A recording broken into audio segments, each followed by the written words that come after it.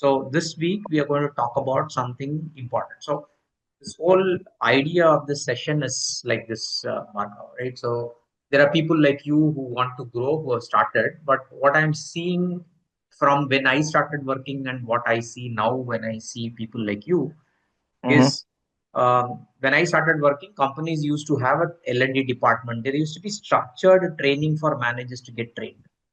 Today, companies, almost 90% of the companies don't have any training.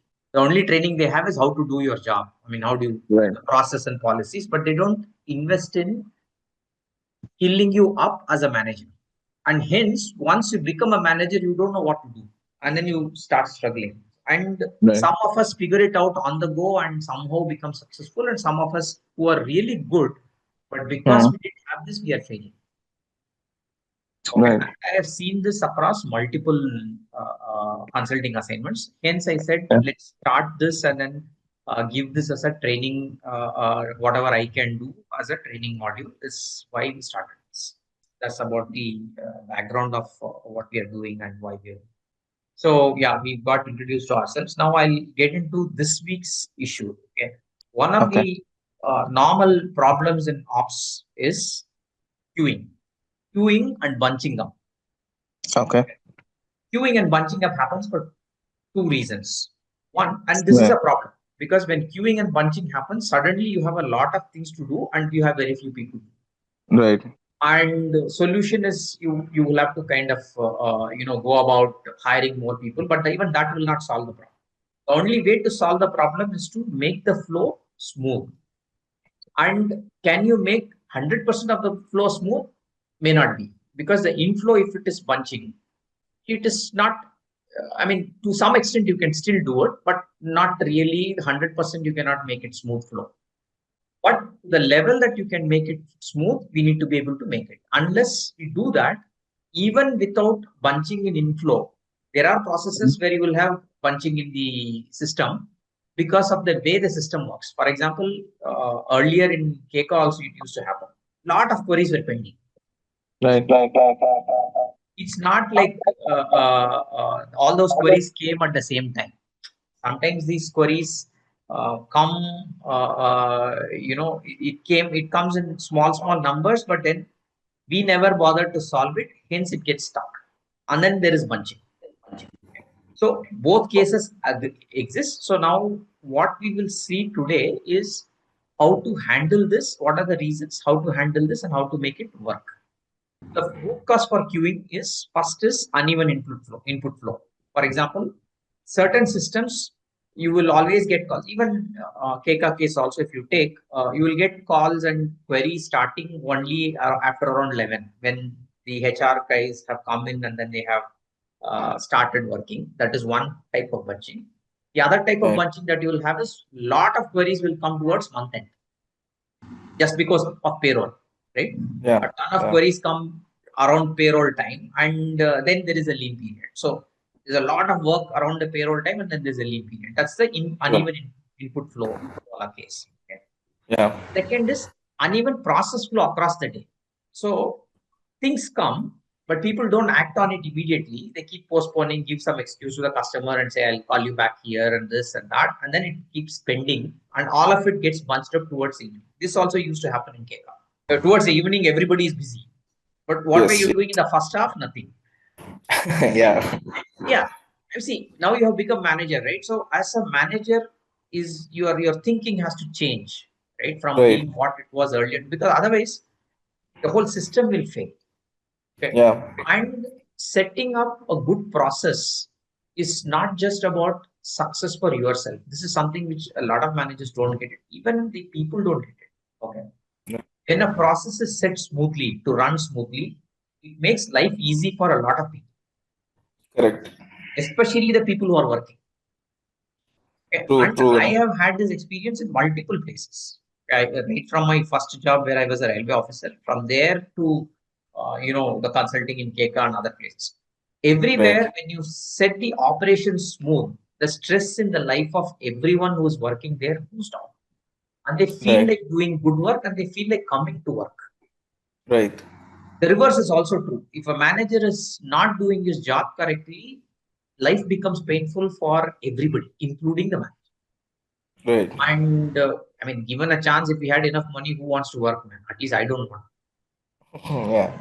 We all come to office because we need the money. Right? So anyway, life Correct. is hard. Why make it harder? You can make it better, it's better, right? So uneven process flow across the day is a second reason why bunching happens. Okay. In the example that we will see today, you will see this is as the predominant reason and not the uneven input flow. This is the predominant reason why it happens. Okay. Then the third reason is cherry picking. What people do, whatever is easy, they will solve immediately. Correct. Yeah. What is not easy, they will keep it. Mm. And it is stuck in the pipeline. Okay, so Right. there is a pipe through which water can flow. You keep Right. attaching small things in the pipe, Right. and Right. it is not moving. What happens? The area available for the flow reduces, Correct. which means even the cherry picking thing, which the easy flow, which used to normally flow, slowly this pipe will get clogged, Right. and the flow will become reduced on the outside, which means the Yeah. output will be less. Right. It's not the capacity of the pipe is reduced. Pipe installed capacity is the same. Because you have this bunching and queuing, it reduces the overall capacity of the process. Okay? Right. And that shows us an inefficiency and that hits the manager directly. So cherry picking is another problem that happens. People go about doing what is easy just to feel comfortable, and Yeah. what is tricky gets stuck and it never gets addressed. Right. So how do we address it is one part of the the flow advantage that I was talking about. The flow advantage method Okay. actually addresses all three of this. We'll see how it Okay. was done in one of the places where I used this. Right. And the fourth one is queue jumping. So Okay. this happens after cherry picking. So you keep doing all the easy ones, you keep the tricky ones pending. The tricky one customer will come and escalate. Right. And he will say, I want it now. Hmm. So what do you do? The new queries you will stop and take this first and then start doing. Right. Now what happens to the flow? Flow is again stuck. Correct. Right? So all four happens. The first one Right. is not under our control. First one is output. I mean, that also we can control, but it is outside the process. It is what Right. comes. Correct. But even uneven input flow can be controlled to a large extent by using what Japanese called as Heijunka, which is what we'll talk about today. Heijunka Okay. is a method by which you can load the system at the same rate every hour. Okay. What happens then is you have given each person X number of things and only those number of things that he can handle in 1 hour. Okay. And you expect him to finish it in 1 hour. Right. Okay, then there is no excuse for him to not, so cherry picking goes away, Right. uneven process flow goes away, Right. queue jumping also goes away. Yeah. One single tweak Correct. of how do we allocate and measure work Yeah. is sufficient to handle the entire uneven flow of a process. Okay. Correct. Even if your input is uneven, you can still handle it. I'll tell you how. We'll see this. Okay. Okay. Okay, so that's what we're going to talk about today. So whenever there is, so that's on the uneven flow. Okay, but as a general rule, because now you're going to be managing a process, whenever Right. one or more than one aspect of operation is broken, you will always have fires in operation. The root cause for fire in operation. If you are getting into a process, and you're seeing stress and you're seeing fires and you're seeing escalations, one or more than one of these three things will be broken. First is system. System is not just the tech system. What I call system is your process definition, the tech system, and the policies. Who can do what when. All three comprise the system. If any one of this is not aligned correctly, you will have fires. Yeah. Second is measurement. How are you measuring people? This is not end measurement at the end of the quarter and stuff like that. Yeah. Yeah. It is how you measure every hour. Correct. And what you measure. And what you measure every hour has to be one single thing. Yeah. The minute you measure people on more than one thing, they will struggle. Correct. As a manager, it is our choice to fix that one. And how smartly we fix that one thing that we will measure is all that will change. That will change the entire process and the entire focus of people, and hence will change how much output we get. You Right. understand what I'm saying? So measurement becomes critical. Third, after you put these two in place, you also need to tell people. When I say training, it's not what you do in the class. It's about every hour giving the feedback. Say, this is Right. what you need to do, and this is why I want you to do, and this is what you will get. You will also have to tell people why this new method is good. Okay. And second, whenever you change a system, you should always be cognizant that, say, for example, they are supposed to do 10 things. Right. Don't add another 11th thing. Right. Makes change in the process in such a way, smart way, that instead of doing 10 things, can you get them to do only 5 and do it then? Right. That change they will take. Yeah. Yeah. But more often than not, what happens, even when you are working, you would have seen some process, some manager will come and then say, okay, do this also. Yeah. Yeah. Now what happens is you already have 10 things to do. Now you are asking him to do 11. He will choose which 10 things he can do. Right. Instead of doing what is important, Correct. the team member will choose what is comfortable and he will do. Then you are giving chance. Yeah. Yeah. But when you measure just one thing and get him to do only a few stuff and then measure him on that only, then he don't have a choice. Right. You don't want to leave the choice to them. How well and how quickly and how well he does, that you can leave it to them. Okay. So Okay. these three things, if you get correct, most fires in your operations can be fixed. This is like a very high level principle. Okay. Right. So Right. as we see more and more cases every week, you will learn more about this. Every week I'll be showing these three. Yeah. Yeah. Okay. So that's the principle. So a good operation should have all three aspects well defined and in sync. System, Ganesha, what is one measured. small question. Yes, Bhagat. Can I? Yeah, of Yeah. course. There are only two of Yeah. us. So I still remember you saying, I mean, you correcting me not to measure anything on daily basis. Do it at least half day or daily thrice. Okay. So Yes. I still follow that rule as a thumb rule.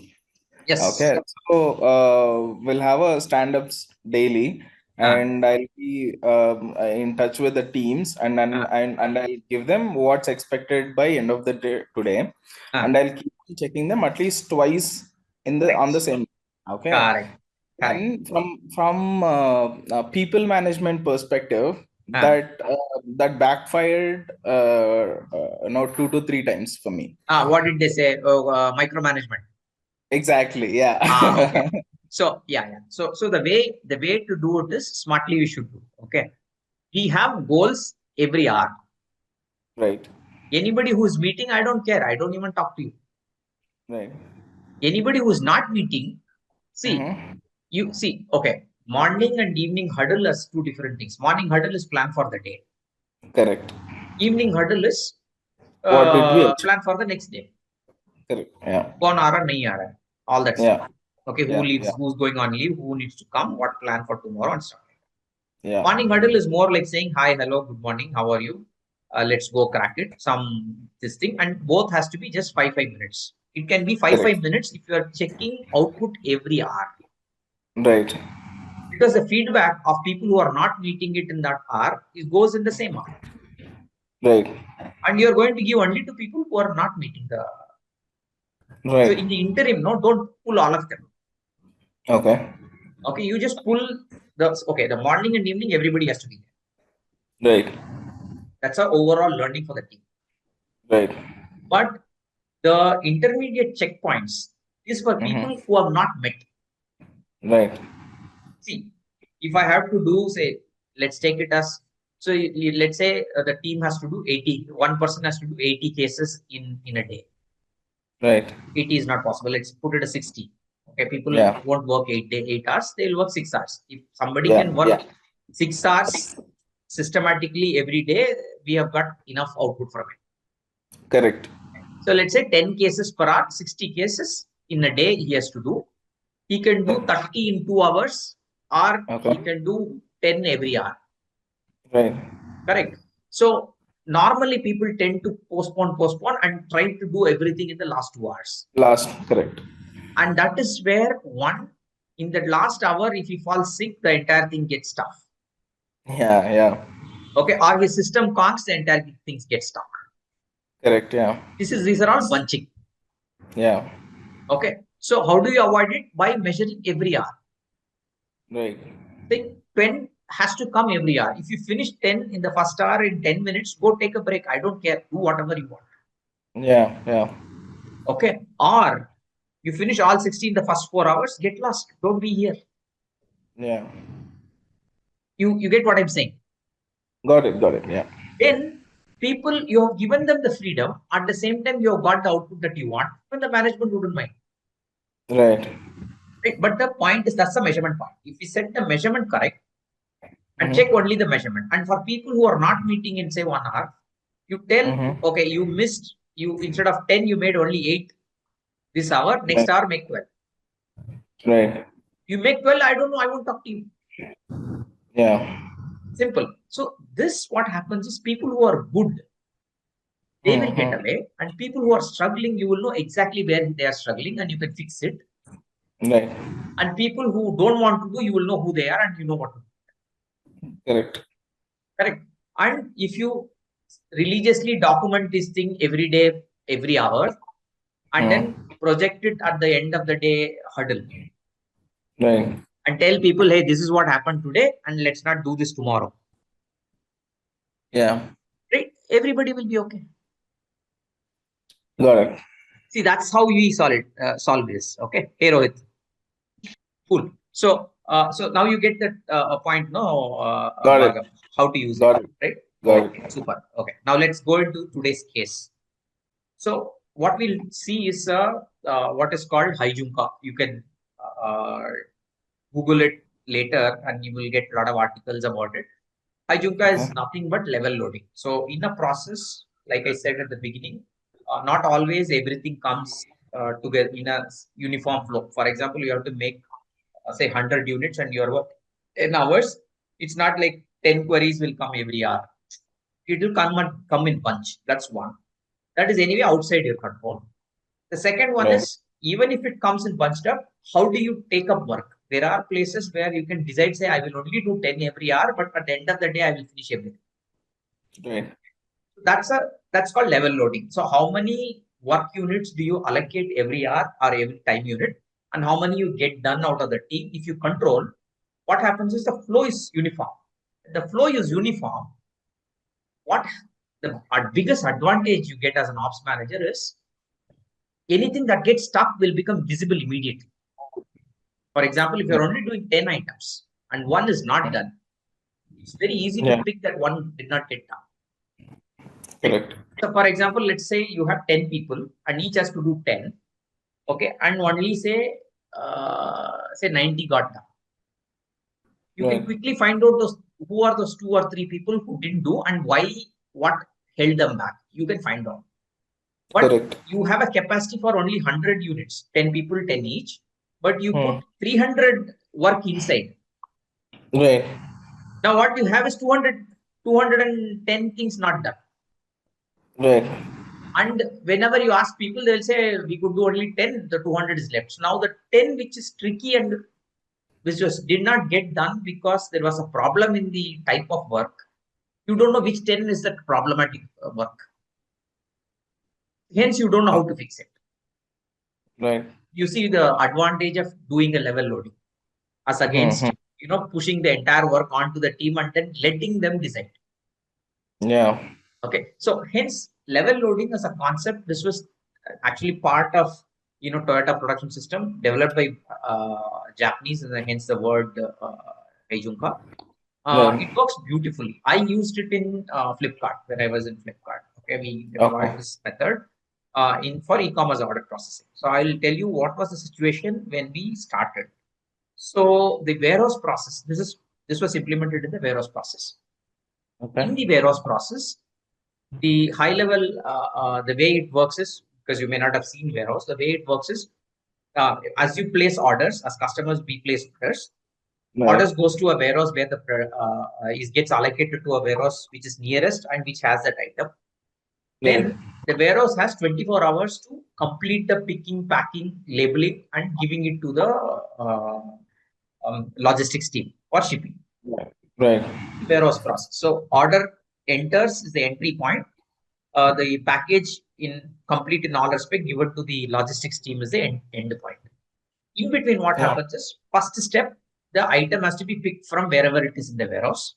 Then it has to be packed. Then the labels have to be printed, and label has to be stuck, and then it is sent. And whatever is picked is also has to be reduced from the inventory. So there is a system entry that needs to be done. Say there are 10 of these items, one I picked against this order. So this is going for that order. Now 9 is left. So that's a system entry. There's one system entry. That's the high level process. Then the promise engine, which is the stuff which tells a customer saying, if you order this, you will get it in so and so date. Okay. So the promise engine calculates on what date he will get by two factors. How much time will it take for it to reach the person from the warehouse? First, it will find out which warehouse the item is in.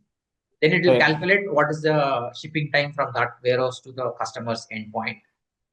Then it will also add one additional day to it, saying that is for processing in the warehouse. So the objective for us was to process every order within 24 hours. Now, when I took over that process, the condition was this. Okay. So we were missing out on this 24-hour SLA on more than 20% of orders. But that's not the point. The problem was very different. Problem was first couple of days when I was observing, what happened is like till 12 o'clock, so the way it used to work is orders come, we make what is called a pick list. Each pick list has 15 items that somebody has to pick. What they used to do is they used to pick, so whatever orders have come in the night and whatever is coming now, everything gets printed. Now there's a whole bunch of pick list. Each guy is moving around with some 10, 15, 20 pick lists. Okay. How much ever number of pick lists, and nobody controls which pick list is being worked on whom. Now guys keep randomly picking things and bringing it back. Yeah. And by 12 o'clock, till 12 o'clock, the people who are doing the bill and label generation. So once a product comes to a system, they will enter that this product against this order has been picked. They will enter it. Then that system will generate the bill and the label, which needs to be put into the pocket and the label to be stuck. They will generate these two and then send it to the packing table. Then the packing table guy will pack it, put the bill inside, pack it, put the label, and then send it out. That's only three steps. Right. Bill and label section used to have a mountain of things coming to them only at 1 p.m. Okay. First 4 hours of work, nothing gets done. These guys are sitting idle. From 2 p.m. onwards, the packaging guys start working. Till then, they are sitting idle. Why? Bunching. So there is a bunching in the inflow and there is a bunching that's happening inside the flow. Right. So hence, towards the evening, around 6 o'clock, if you see, there's a whole bunch of rush of things to move things from packaging to the logistics team. Now that is a problem. Okay. And that is where Heijunka comes in. And that is where Heijunka can smoothen the whole. And I'll tell you how exactly we do this. So the takeaway for the two of you from these classes should be, there is a principle, and then how the principle gets translated. See, operations is like this, right? That's why people underestimate operations. So the number of principles and theories that you need to run great operations is very few. But for applying each of those principles, you have to think. Every situation, you will have to think, change it, modify it, and then apply. And that's where it gets tricky. Right. Okay. And that's what we are trying to learn by doing these cases. Now let's go to the how I solved it there. Okay. So before that, when we fixed it, before baseline, before I started this practice, we were losing about 20% of the order. We were shipping after 24 hours. After I did this transformation, 99% was getting done within 2 hours because the process itself was designed for 2 hours. Something is not going out in 2 hours, it has a problem and that needs to be sorted. And 1% used to have problems, some material not available. System shows it is available, but physically not available. Right. Sometimes material is there, but it is not in a good condition. We cannot ship it. Those kind of things. Like the book is really dirty. You just can't ship it. Or the Right. book is there, but it is faulty. Right. Okay, so those kind of things were there. Other than that, everything was flow. Okay. Now this 1%, I know what they are, which was Mhm. not possible when there was a 20% default. Right. That's the biggest advantage of having something like a Heijunka in any process. We'll do our flow analysis once, and then I'll get into saying how we actually did this. Yeah. So now I would like the two of you to chime in and tell me answers to this question. What is a flow unit here? Any process will have a flow unit. So what is a flow unit in this case? Picking, packaging, and labeling. No, that's the work that you are doing. That you are doing on what? So order number. Order. Yes. Each order is a flow unit. Right. Yeah. Cool. Now, hey, you will get this. What is the start point? When the order is received to the warehouse. Yes, order is received in the warehouse, not when the order was placed by the customer. Right. Okay, these two could be different points. In this case, it was instantaneous because it's an automated system. It allocates it quickly, immediately. But the point is, it can be different. But our process starts only when the order enters the warehouse. Okay, warehouse system. Right. What is the endpoint? Dispatch from the warehouse. Yes, Yeah. dispatch from the warehouse is the endpoint. Now, endpoints can be that two endpoints, right? Endpoints will always be two. Bhargav, you should also note this point and make note. Yeah. Normally, when we design a process, we only design the successful endpoint. Right. We don't define a failure endpoint, and we don't even track it. Right. Which is why the system gets clogged by these failed items sticking inside the system and not flowing out. Right. And sitting there. So what is the failure endpoint in this case? I did mention a few during my description. Yeah. So Order received but not gone for whatever reason. correct. Correct. So order received name order. So the way I defined it was slightly different. The way I defined for the ops team is pick list printed but not completed. Okay. Okay. So the order was allocated to a guy. After that, it was not completed. Okay. The reason I did that there is a reason why I did this. It's again part of Heijunka design, but I'll come to it in a while. Okay. It will become obvious when I explain that. Who is the customer for this process? This again is tricky. Try. No, so you might get it wrong, but anyway, I'll give you the right answer. But you have to try. Who is the customer? This warehouse process, who is the customer? So the success is defined by the SLA, isn't it? That is our end goal. Correct. But SLA is designed by whom? Or designed by the ops team there. Which ops team? So that's the whole point, right? Sometimes you may be the only ops guy. Sometimes you are just part of the ops. Right. Sure. That's the point I'm trying to make here. There are cases where you own the entire process, like Rohit in your case, right? Every operations is yours. So you own the whole thing. But when you go to a place like a Flipkart, you will own only one small part of it. In the whole entire order processing cycle, what is Binny interested in? Binny is interested in saying how many orders that was promised was delivered on time or before time. Right. Now that is a function of three things. One, how accurate was the promise? Yeah. Once made, how well did the warehouse perform and how well did the logistics perform? Yeah. Correct. So as a warehouse manager, you are only holding the warehouse port. Correct. Okay. So that's where the endpoint and start point comes in place. That's why there is a reason why this questions are in this sequence. Sure. Got it. Even when you're analyzing system, you start with what is a flow unit, then go to the start point, then end point, then you go to the customer. Sure. So the customer is the warehouse manager. No. Warehouse manager is the guy who is responsible for doing this, accountable for doing this. But then, so for this process to be successful, the SLA is important. SLA is important, but who is setting the SLA? The promise engine. Got it. Okay. Sure. The promise engine, yes. Promise engine. Bhargav, yeah, you got it? Yes, Ganesh. Yeah, because for the promise engine to make a correct promise, it needs to know how much time warehouse will take. Right. Once a warehouse has said 24 hours, it has to stick to the 24 hours. Yeah. Like similarly, the logistics team SLA, the customer to logistics team is also the promise engine, not the end customer. Got it.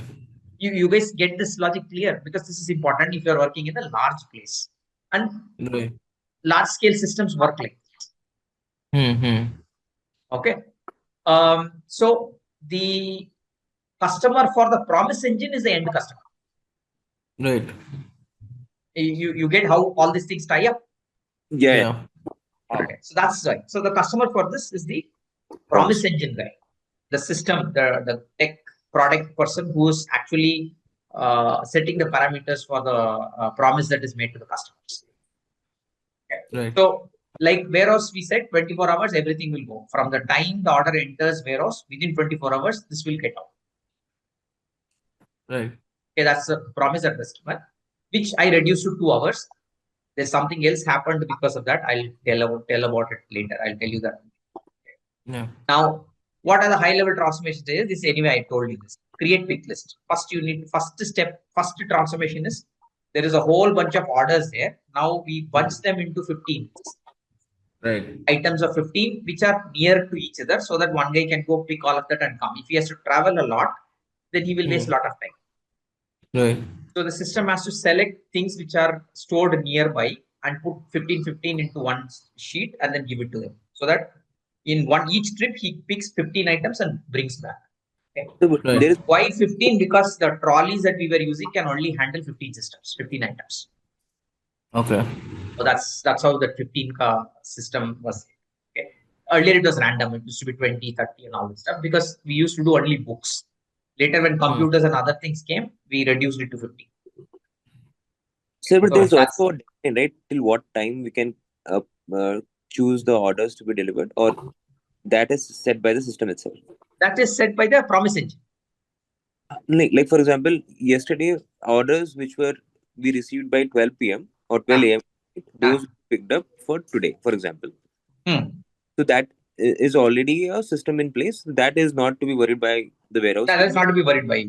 See, it's like this. If the orders have been pushed into the warehouse system, yeah, sure. From that minute, 24 hours it has to go out.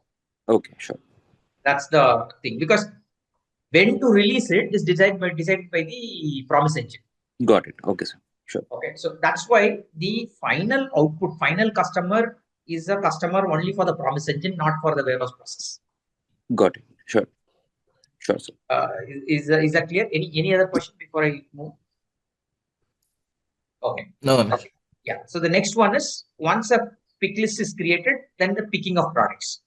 Somebody has to go pick the product. Here again, transformation from now it becomes actually product gets attached to the order.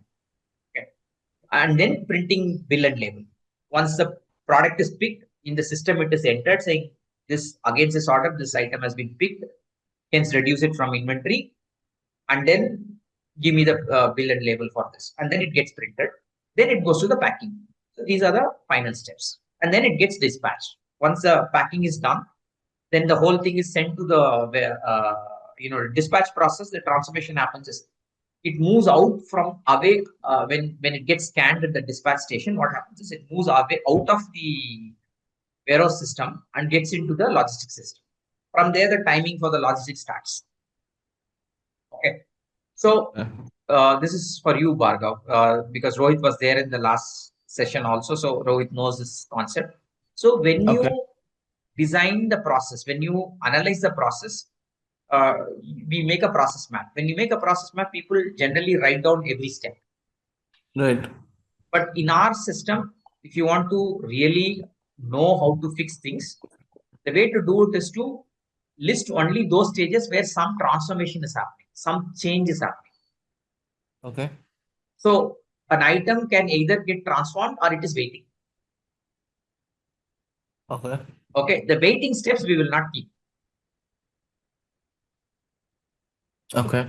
Okay, what then it does is, if something is not being acted upon and its action is, say, first pick list is created, but the product is not picked for 1 hour, you cannot Right. do it in 2 hours. Right. Those kind of analysis becomes possible. Yeah. Okay, now waiting for picking, if you put a step there, then the item will get stuck there. Correct. So don't make stages where something is waiting. Yeah. Anything is waiting should be seen as a defect, and we should see and either reduce it or completely eliminate it. Eliminate it. Yeah. Okay, so that's the whole idea. Okay, now let's go to what are the metrics, right? Took time to complete 24 hours. So what happens to orders that come during non-hours? So within 24 hours. So at that time we used to do only one shift. So 9 a.m. to 6 p.m. is the one shift that needs to run. So if anything comes after 6 hours, 6 p.m., what happens to that? It gets punched up. Morning when you come, there is a whole bunch of orders that was placed in the night. That today the warehouses work, I think, 2 shifts. When we were small, this is like I'm talking about 2013. Okay, when we were still growing, that time we used to work only one shift. So orders that come in the night, they will all be bunched up. They have already, say for example, something came in 6 p.m. Okay, and it was not picked on that day. It is already waited in the system for how many hours? 12 hours. Yeah. So the time to complete those orders is only 12, not 24. So 12 hours anyway waiting, it has lost 12 hours. Correct.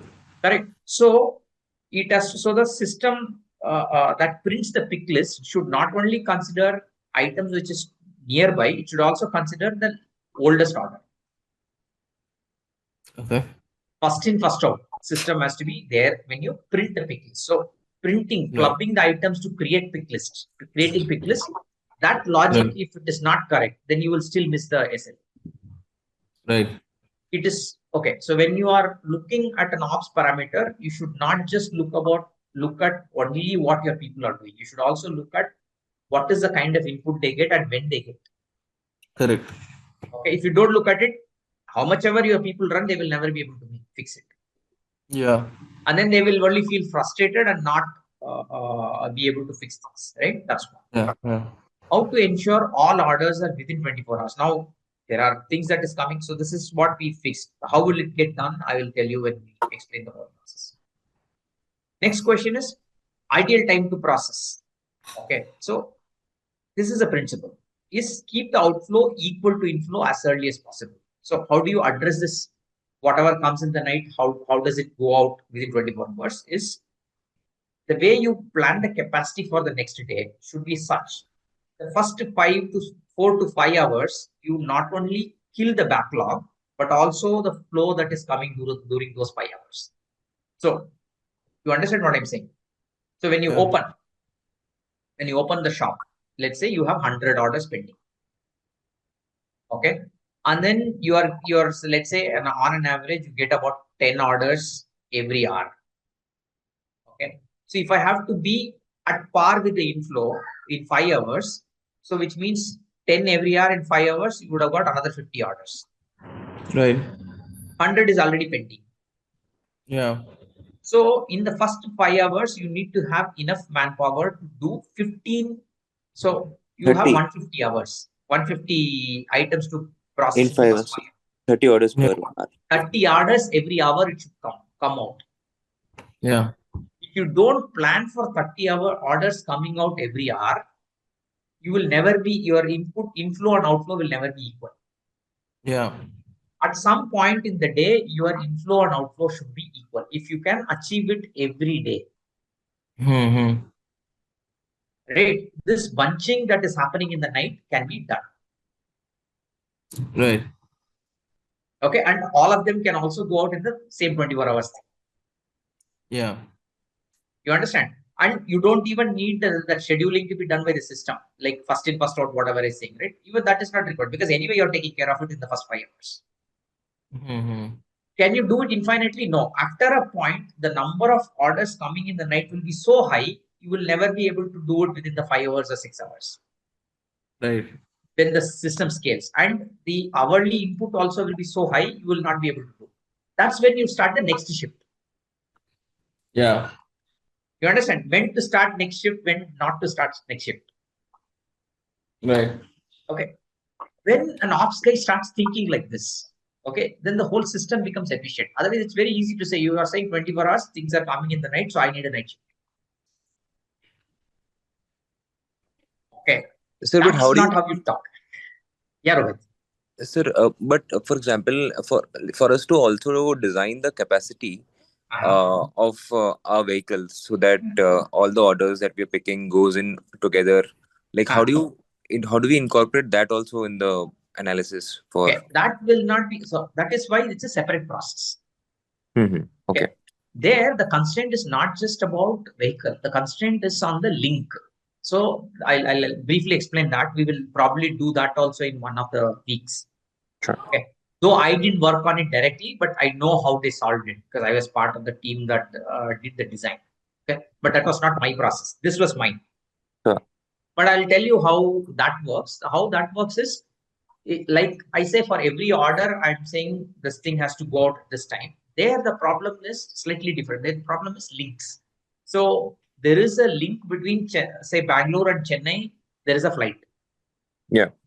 And vehicle for that flight comes at, say, certain hour at the warehouse. Yeah.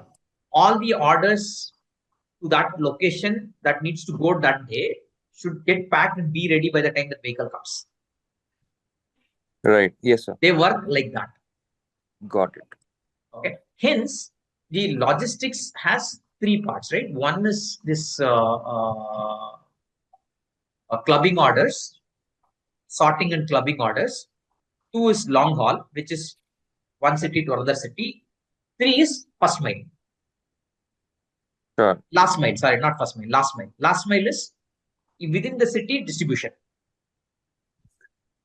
Got it.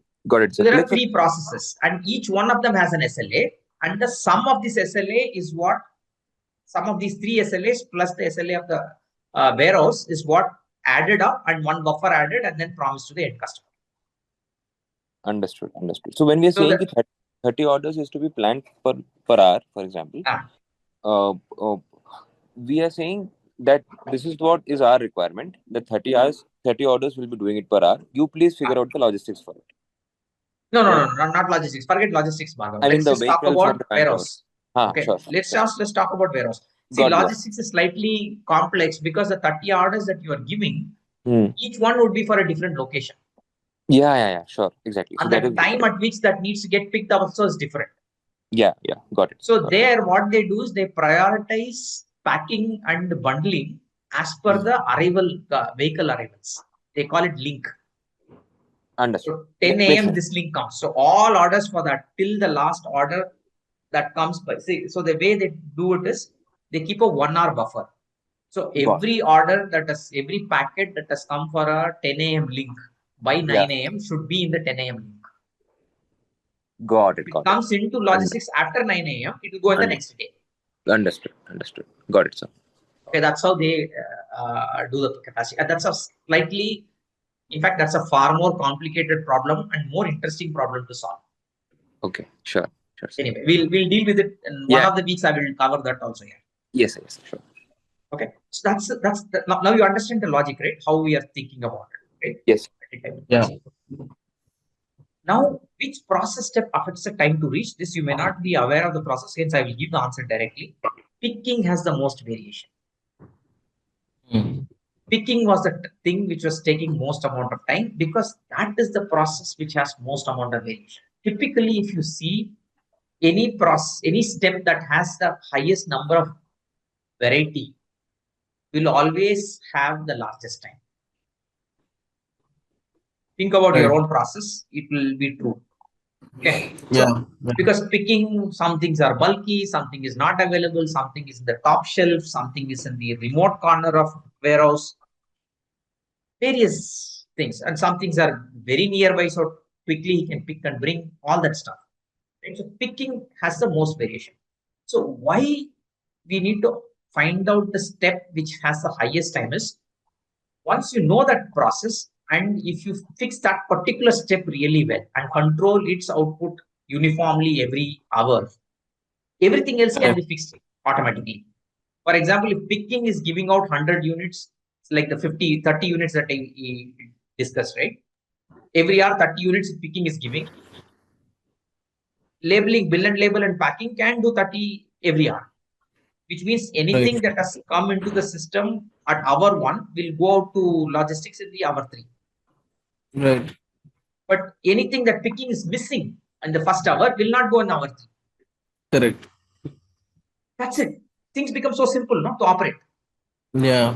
You don't have complex rules, complex metrics, nothing. People know this has come into the picking, it has to go next hour. Right. It didn't go 3 times, it didn't go, somebody has to troubleshoot in the next hour and make sure that goes, plus the 10 for that hour also goes. Right. That's what the job of the TLs are. Right. Right. The manager's job is to say, did we have the capacity, not capacity? So how do I get the capacity? How do I make it work? What adjustments I make? Right. So everybody has a role to play. That all that thing becomes clear. Mm-hmm. Because you designed the process clearly. Yeah. Okay. Now, once picking is, so the way we used to do picking is 15 items per pick list. Okay. Ideally, anything that has a bunching will always cause delay. I'll explain it like this, right? If there are, say, 15 items, the first thing will get done immediately, but it will be waiting for the 15th item to be done. Right. But after picking every item, if you can give it to bill and label, that time it is waiting for picking at the picking stage is very little. Yeah. Right? Because every minute you pick, you give it to the other guy because the time goes. So ideally, single piece flow is it's called one piece flow in operations. The really best in class system would always run on one piece flow. But one piece flow has its own costs. So you do a compromise. You will make the batch size as small as possible. So in this case, we did 15 items per pick list because 15 things, every item can be picked in 1 minute. 15 things can be picked in 15 minutes.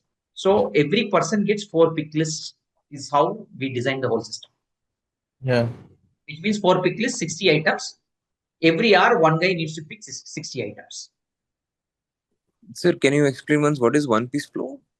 One piece flow is no item waits for the work on others. When I do a 15 items in one pick list, this is not a one piece flow. This is 15 piece flow.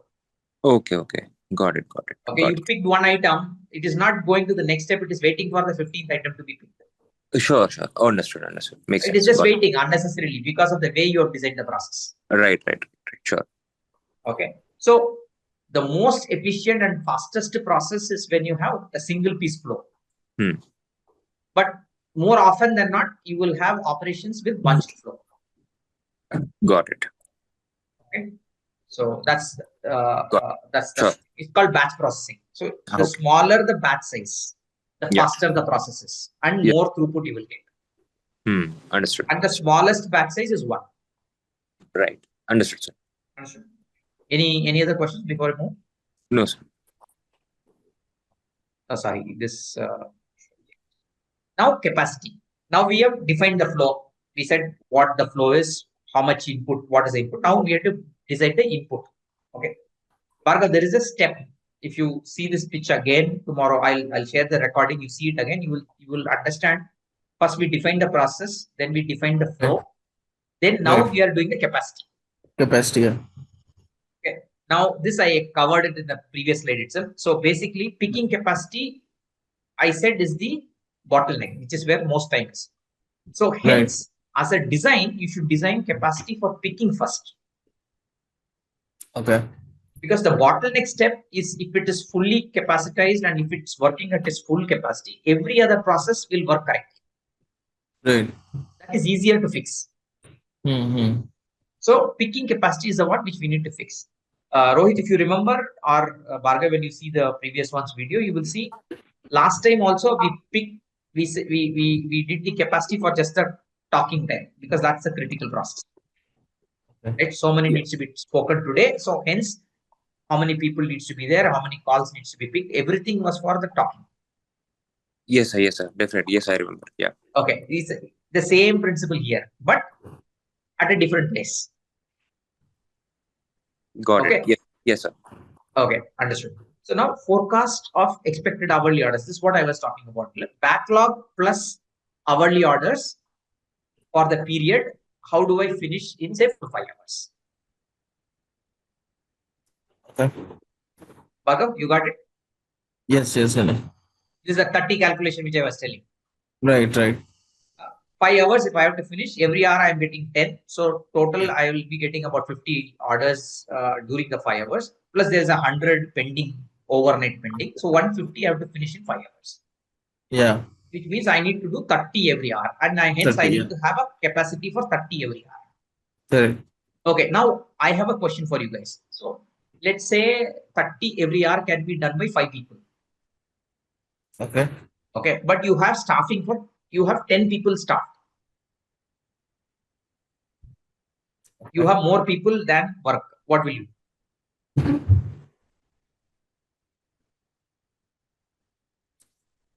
Any guess? Sir, allocate them as well in the first hour itself and Why? try to ship out more orders. No. You have only 150 orders. Okay.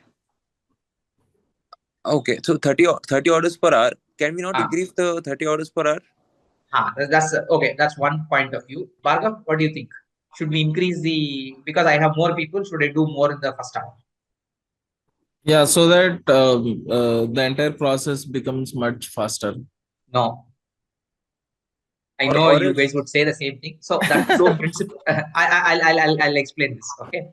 Sure, that's the principle of Heijunka. You will make the 5 guys just wait, sit, make only 5 guys work. Okay. Because you have defined the capacity for each guy as X, right? 5 guys, 6 per hour, each guy has to do it. That's when you'll get 30. Okay. Right. The minute you put more people, Mm-hmm. okay, the entire the output will not be equal every hour. The whole idea of Heijunka is I will only pick the planned one every hour, and the same every hour, same thing will go out. What will happen is here, because you have 10, you will finish, and then the consecutive hours, there is no output. Right. There is variation. So whenever you find variation, you go and ask them the question on what happened. You will say there was no order, but then you'll have to go check the order and all that. No, the system is designed in such a way, every hour, whatever is decided in the morning has to come out. Okay. Okay, and this design was done, is not done by the warehouse. It's actually done by a central team. Right. There is a central warehouse planning team which used to do, because we had warehouses in 5 different cities. Even the warehouse in Bangalore was not with the office. No, it is like almost 25-30 kilometers away from office. Okay, so the warehouses are functioning remotely. So each warehouse, every hour, how much needs to be produced is determined the previous day by the planning team, and it is given. And all the warehouse managers used to do is tell how much actual people turned up and how much capacity he has. If the capacity is more, no, he will not do more. He will do the same amount. That's when you can control it. Rohit, Bhargav, you get the logic behind it. It's not intuitive, and it is. Yeah, it's not intuitive because like we always say that why are these guys sitting here? Please ask them to work. Correct. Exactly. Yeah. The minute you do that, what happens is the control goes away. Got it. Yeah. You want a predictable same level loading. That's why it is called level loading. Remember that word level. Got it. One level. Okay. The system is never stressed. So we should also not. There is never, so for example, what if there were more orders than what people came? The reverse is also true. For example, you have 200 orders, but you have only people for 150 orders. Okay, will you produce more with the same guys? No, you will not. You will say, today I can only do so much, so today's SLA will be hit by so much. Okay. Then now you're saying you're knowing well you are not stretching, you could have avoided. Yes, you could avoid it for that day, but will it fix the system? It will never fix the system. Okay, see, I have capacity for 150 orders. There are 200 orders, so 50 orders will get delayed. If there are no orders in the 6th hour, yes, some of those 50 will go. Okay, so the signal to the management saying we need more people here will go from the system. Right. But if you stretch and cover it, some days you will be able to do it, some days you will not be able to do it. Then how do you know what is the capacity of the process? Got it. You don't know. So hence, your SLA will yo-yo. When you are all happy, doing well, you do. When people are not happy or people are feeling like having fun, it will not happen. Right. Okay, and what we are working with is people. Some days they will be happy, they will do more. Some days they will not do. But you can't design a system based on people's emotions, no? Right. Hence, you will not change. Got it. So that's when systems scale correctly. So I know this is not very intuitive because nobody tells you this. People say, yeah, you have more people, do more work. Right? Sir, I have two questions for this. Yeah, one is, shall we not, as one piece flow we discussed, is a better. So if we reduce the 15 products wala list and reduce that and then distribute, will that not solve for efficiency at the same time capacity? No, but that efficiency, what you get is only for today. No, tomorrow the orders are there, you will not be able to do it. Right. So there will be still variability in the system. Right. Sure. Exactly. So the whole idea of an ops manager should be to not allow variability to enter the system. Got it. Okay, sure. Your people will start loving you because you are not making. See, the guy comes into office, he knows he has to do pick 60 items every hour, and he has to pick for 6 hours. 360 items he fixed, he can go away happily. Right, got it. Some days you make him do 400, some days you make him do 500, some days you make him do only 200. Then what happens is he expects, why can't I have 200 every day? Sure, sir. So, like one more follow-up question is like the number of orders of 150 that we are calculating is being decided by us or the promise engine? Yeah, this is from the promise engine. We know. So we know so many days every Monday, last 4 Mondays, what was the volume that was there in the night. Right. We add a buffer and then say, oh, so this much backlog is expected. Okay, got it. Sure. From there we get it. Okay, sir. Then you can send a message to them saying that our orders are actually more than what you're saying. So we need more capacity to. No. That's a very good question, Rohit. So both of you remember this, right? As ops heads and ops managers, our job is to protect variation from people. You tell everybody, I need so many every hour. As long as you do, I will not ask you anything else. If there is an increase on the other side, either the inflow or something, it is our job to increase the people, not make people do more work. Yeah, got it. Sure. You have to send a signal back into the system saying, hey, I am capacitized to do only so much. More is coming, I will absorb about 10% more. But say, I can only make 150. Because you have given me more, I am going to do 165. That is, I am stretching. I can do it only for 1 hour. I can only do it for 1 week. After that, I will not do. I need people. Okay. That is your job. Okay. Where most ops managers fail is they don't know the capacity of their system. They don't fix the capacity. They don't tell management, this is all the capacity I have and this is my reason. Okay, if there is variation, I can take 10% of the variation. Beyond that, you will have to feed me or the SLA will breach. Right. And that's Ganesh, yeah.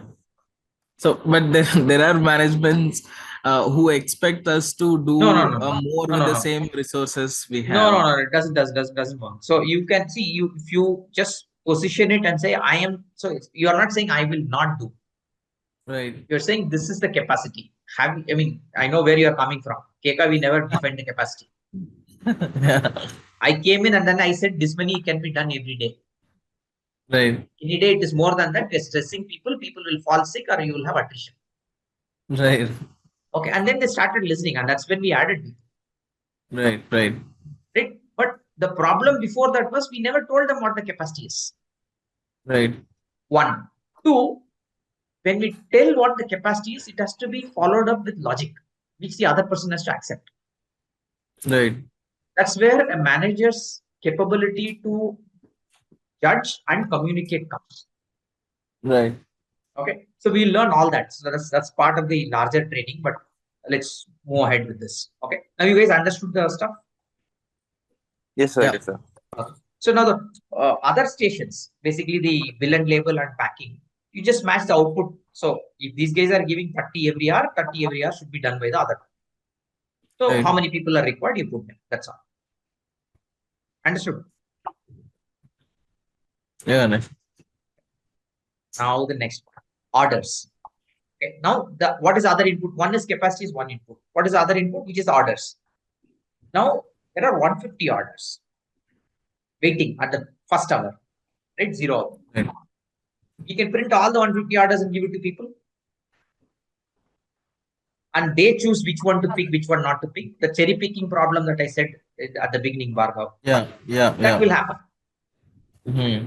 So what we do is we only generate 4 pick lists per person in a team every hour. At the beginning of the hour, 4 pick lists is printed.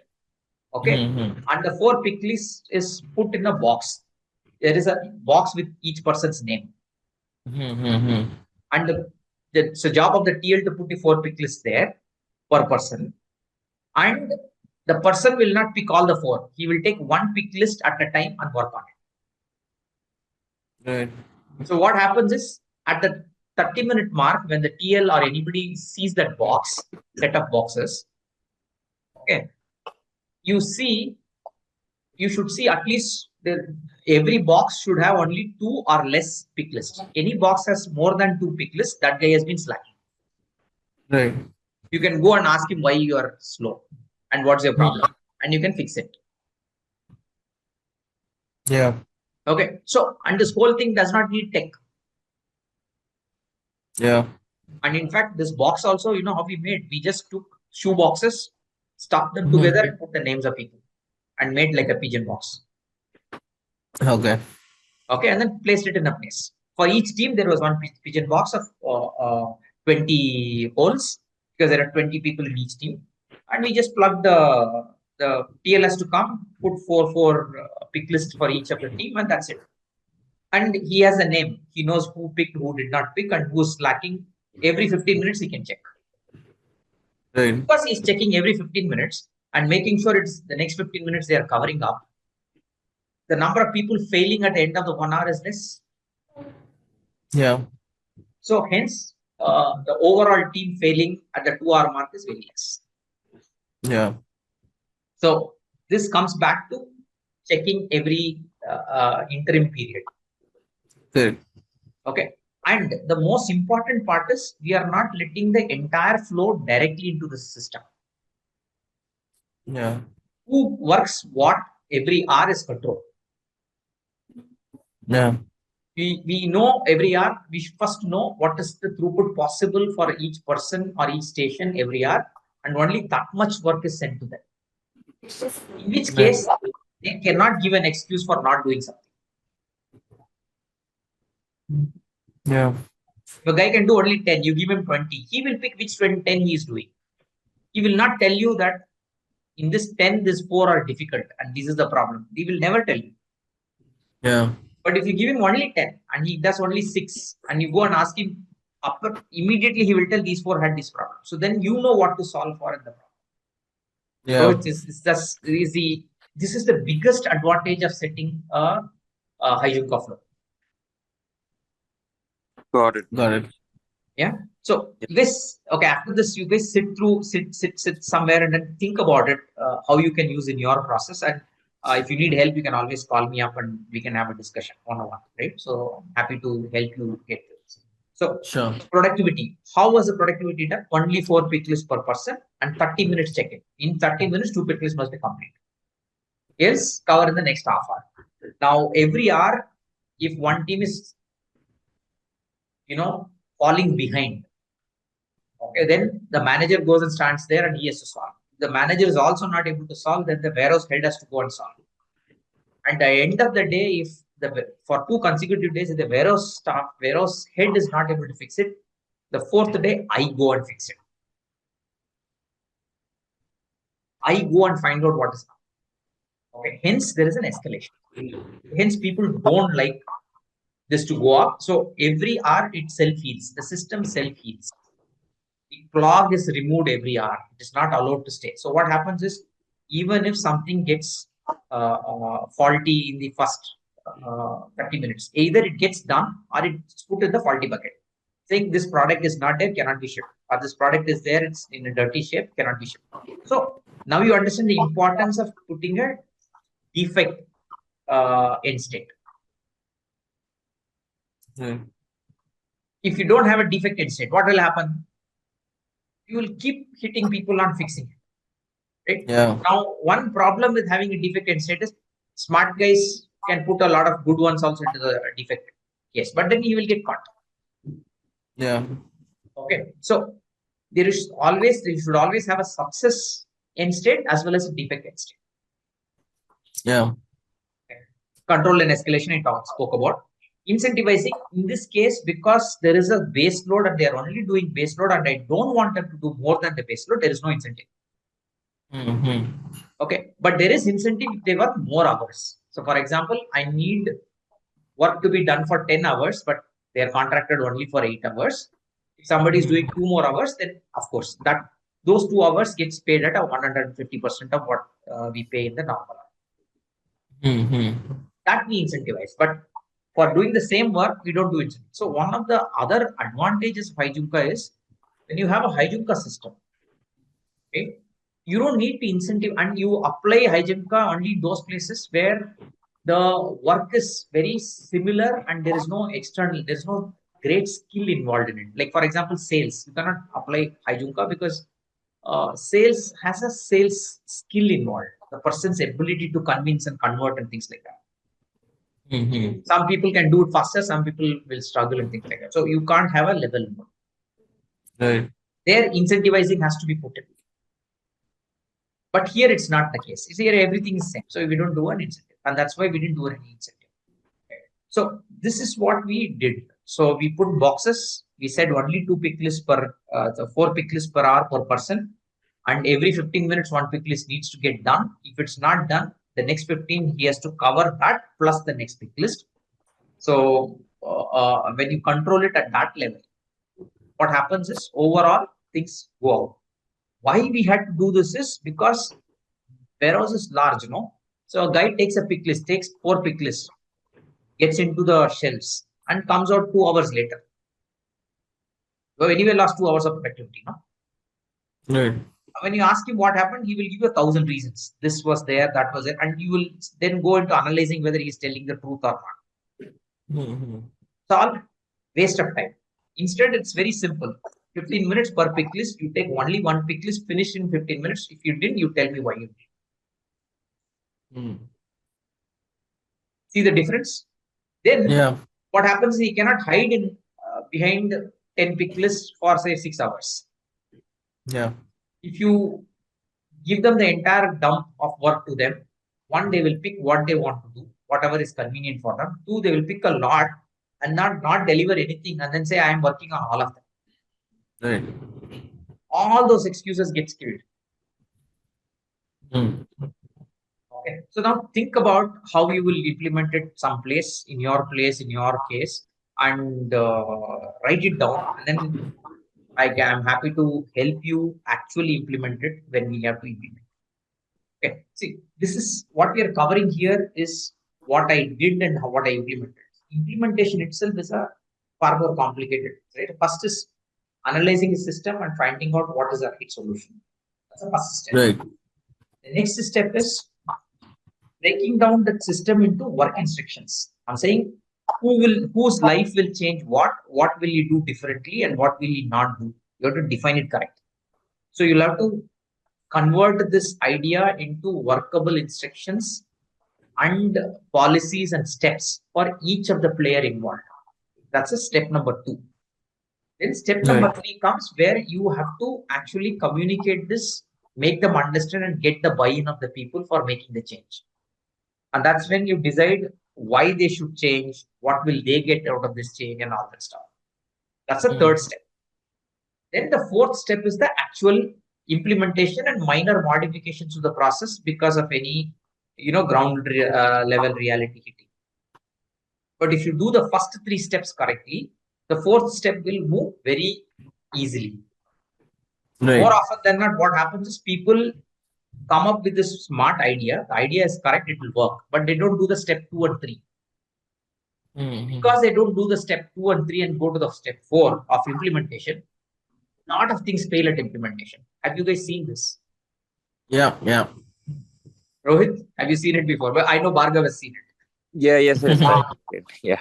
Okay. So that's why, what I was thinking is, if you guys have zero in on a problem or a process that you want to solve for, then we can do this in 4 weeks.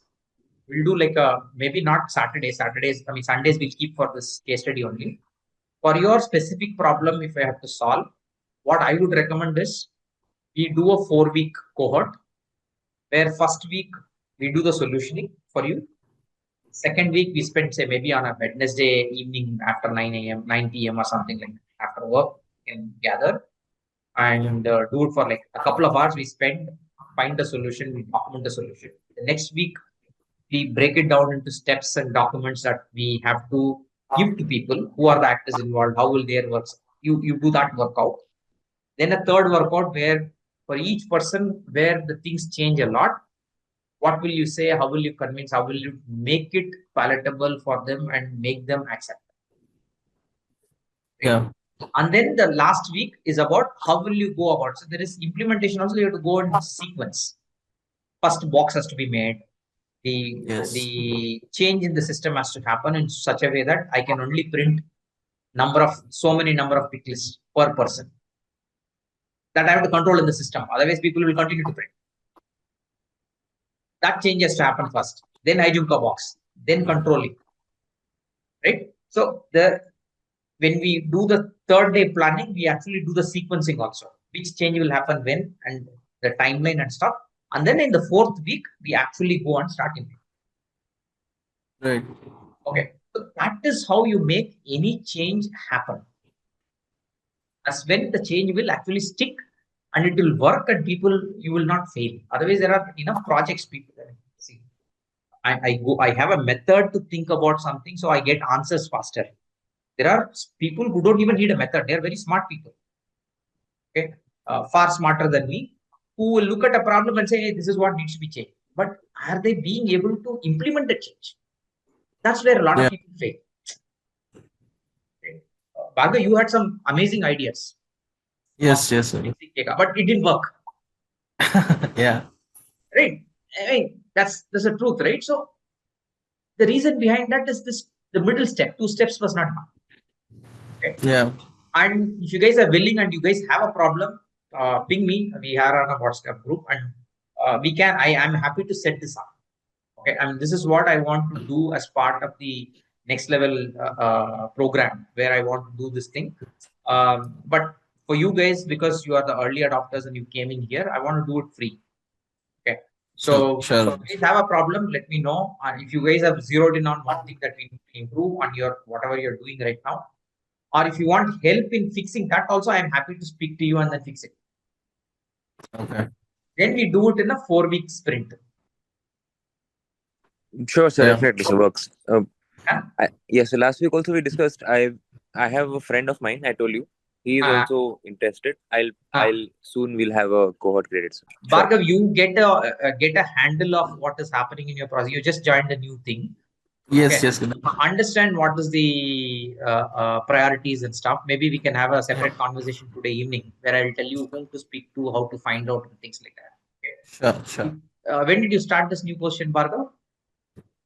2 weeks back 2 on weeks June back. 9th. Yeah. Okay. You still have time. Okay. So Yeah, you should. yeah. My suggestion is you should buy this book called First 90 Days. First 90 days. Okay. Okay. It's a very, very useful and very, very important book. Okay.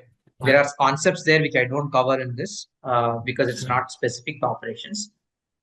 Anytime you take up a new position, the first 90 days is critical. Correct. And if you handle it correctly, you will only grow. Right. It can be a new job in a new company. It can even be a new promotion in the same company in a new role. Right.